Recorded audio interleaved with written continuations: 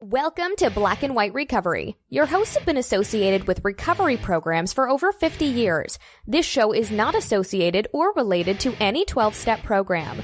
The advice is strictly to be taken as advice, or it may be used for drinking games. Always consult with your sponsor, attorney, doctor, or anyone with more common sense other than Lee. Lee, that's Ian. Together we collectively have whatever we said at the top of the show in those wonderful credits, where apparently I'm a drinking game to people who are in recovery. Considering that I wrote the copy for that, it was funny at the time, and now it's just, it drags on. But I digress. Welcome to Black and White Recovery. We are all here. We're here. Yes, we are. We're here to talk about our views of recovery. Ian is the person who goes to meetings. I am the person who comments about people who go to meetings and doesn't really want to go to meetings. But I have a lot of time, so I talk a lot of shit. Well, I talk a lot of shit, too. Well, I think that comes with time. I mean, time seems to be irrelevant to everybody but the person who has the time. No, I talk shit from day one. Did you really? Yeah. No. Well, I had this guy, they call him...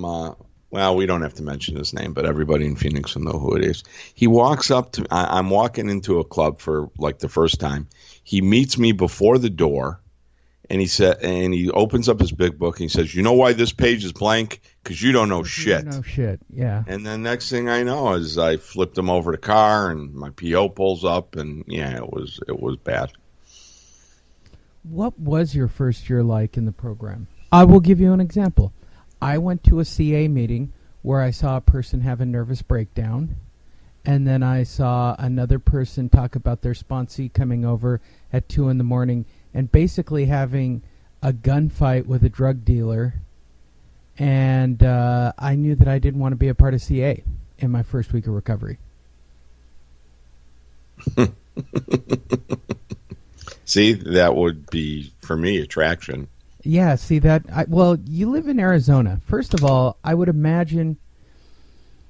I don't know what to get into. I want to talk about first year. It's a good segue. Okay, let's talk about first year. I want to talk about first year. Our first year, what other people's first years are like. But let's talk about it from this. How important is it... You still sponsor. I don't give a shit about sponsoring nor being sponsored because I know everything. How important is it to be in a community?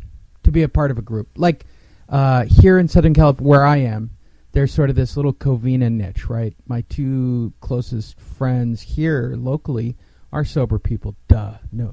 No shit for anybody listening. And yes, they talk shit. In fact, they talk so much. One of them talks so much shit, who's probably listening to this show. And by the way, go back and listen to You're So Vain You Think This Show Is About You. It's about him. So, and I love him. And that's the fun part. Right. But those are the people that I knew. Where I got my first sponsor was I moved to the area. I felt like relapsing. I went to this meeting. I heard a guy speak. He told his story. I thought it was my story. It wasn't really my story. Right, but we all have that moment of, oh my God, he's telling me my life story. He's not really telling you your life story that happened for him. He's telling you his life story that happened to hit on a few bullet points, and you feel that he's talking directly at you. And that guy became my sponsor, and that's how I got the first chunk of real time, was because I ran with that guy. And it was a community. It was like a group of people. And when I was socially awkward, his friends were my friends. How important is that? It's extremely important. I mean, you know, I remember distinctively a time in court. I was being sentenced, and you know, I had like 15 people from my home group there in court. Now, there was also, they like put people in the jury box that don't get out, so there was about 15 county prisoners. I knew about 8 of them from the streets, and not one of them stood up and told the judge what a good guy I was. I was always good for a front. My bag was never light. You know, I'd go over and keep his old lady company while he was locked up. I mean, nobody ever said that, but here I had 15 people that I'd known for 5-6 months that were willing to vouch for me. Wow. Yeah, that was my crew. That was I was the end of a litter. The end of a litter. Okay. Yeah, and those were my litter mates. at the time, your first sponsor, who's, I'm going to take a wild guess, not your sponsor today. No, he is. Is he really? Yeah. Wow. How much time did he have when you asked him to sponsor you? Coming up on 10 years. He's got See, 9.5 years. because when I first got sober, I knew so little that I was going to ask a guy who only had 30 days more than me, because he had shit I wanted. Right. I mean, I didn't know any better. You don't. I will agree with the page one. You really don't know shit. You really, if it's your first walk in there, you don't know shit about the program. Like, I wish I knew then what I knew now, and I would have done things totally different. I mean, I got sober before I actually had my personality. Right. Well, I okay. mean, why would you have done things different? It seemed whatever you did seemed to work. Yeah. Maybe not work in life, but work in recovery. Right. Well, do you subscribe to the open doorway that you're happy where you are right now? You had to get here, going through the muck and the grime to get to where you are right now thing? Are you a subscriber to that? No. No, neither am I. I think it's horseshit. No. I'd take a shortcut, okay? Yeah. I'd break the law if I didn't think I'd get cut. My white guilt keeps me from not breaking the law, okay? I'll call it exactly as I see it. I'd be a drug dealer. I just think I'd get caught.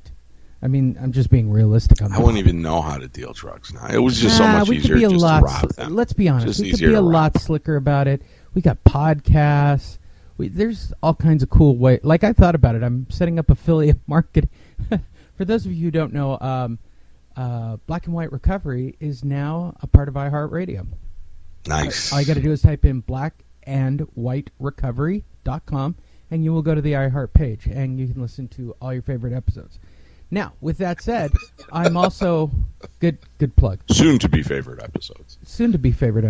But I also produce a bunch of podcasts, and I have to get advertisers. And I was thinking about it this morning.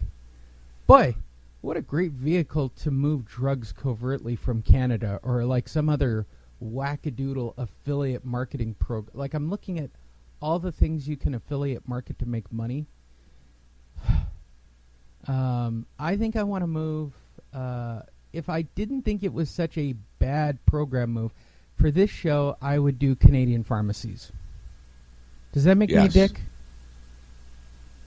Yes, but they never stop calling. No, I'm sure they don't. And they must have like a huge Pakistani community in Canada, because it always seems like it's, Eastern Asian people calling. Do the Canadian pharmacies work? I've never ordered from them. Oh, yeah. I'm going to take a wild guess you have. Yeah, but it comes from Istanbul. Oh, does it really? Yeah. Oh, okay. Okay, getting back to first year. That was a digress. Their Viagra does, anyway. Their Viagra does. So I digress. Not that I would know. Not that you would know. So I'm in this community here in Covina, California, and there's a center to the universe. Who was the center to the universe when you were first getting sober? Who is the man? You are the man. Who's the man? I was the man. You were not the man when you first came into the program. That is so full of shit. No. I call bullshit. I call bullshit. Well, that's how it was. There's no way. You probably thought that way because I know your personality. Well, right. But who was really the man? In recovery or in life? Yeah, no, in recovery, not in life. Who was the big man on Sober Campus when you first got sober? Oh, that jerk off? Yeah, that guy. Oh. By the way, that guy in my group was the guy that became my sponsor. He was he was from the East Coast. No wonder you don't like meetings. What?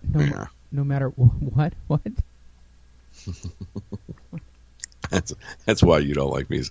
This guy, I can't even remember his name, but he was this old dude. He used to use note cards. He thought he was quite the coxman, even though he was like 65. Okay. Did he have a nickname? No. See, I always wanted a nickname. Like, I got sober with the premise of wanting a nickname. I didn't know till later on. By the way, I'm going to give a big insider tip to everybody in the program. Everybody ready? Big Book Larry or Big Buck Bill or Big Book Bob or Big Book Jack. Or Big Book Jack or Angry Carl, whatever, wherever you're listening and you know a guy with it, he gave it to himself. It wasn't given to him. That's a lie. That might be the story that people tell around the campfire. The reality, and I've learned this much later on, it took me many years, you can give yourself a nickname right now. Just start referring to that nickname right now at meetings, and then it's the meeting rule. Yes, and talk about yourself. Talk about yourself. Because talk about your nickname. Is really healthy. Right. Then steal from others, giving credit for the first 90 days, and then after 90 days it becomes part of your story. How'd I do? Did I cover it correctly, like I was just starting out? I don't know. Whenever I say something that I've heard somewhere else, I still say I heard it somewhere else. Because somebody may not like it. I was told that you can steal from other people, but you have to give credit for the first 90 days to 1 year, and then after that you may use it as your own story. That's a California thing. That is a California thing. I don't know. It's probably an everywhere thing. I just don't care. I don't do it, so it's not important. Okay, so your first week in the program, your group is standing up behind you. You're getting your collective shit together. How are you picking? Did you go to the hospital or did you just dive straight into the program? Well, the words that made it sink in for me was no bail, and I couldn't buy my way out of jail this time for the first time ever. Had you tried the "I'll go to rehab" clause? Well, we were trying to avoid that, but we knew it was coming. Don't we all? We knew it was coming. Right. Yeah, I mean, my one of my first moment of clarities was at about 30 days sober.